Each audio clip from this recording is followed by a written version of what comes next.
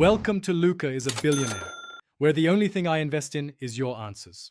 In this video, I will show how to play Clash Royale on Windows 11. Open your chosen emulator, sign into Google, and download Clash Royale from the Play Store.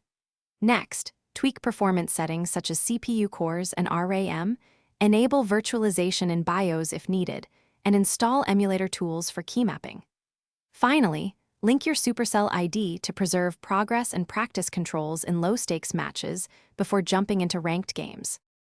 Optimize settings to get the most responsive Clash Royale experience on Windows 11.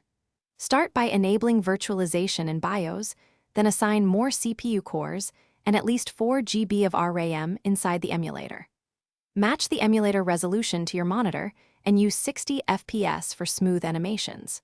Turn off unnecessary background apps and choose high-performance power mode to prevent throttling, and use wired internet or 5 GHz master controls and syncing for consistent play across devices when running Clash Royale on Windows 11.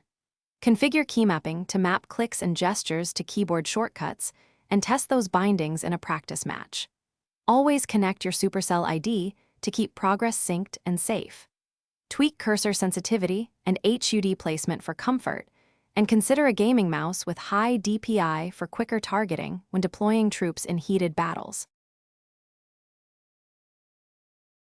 Thanks for watching and please subscribe. It's the best investment you'll ever make.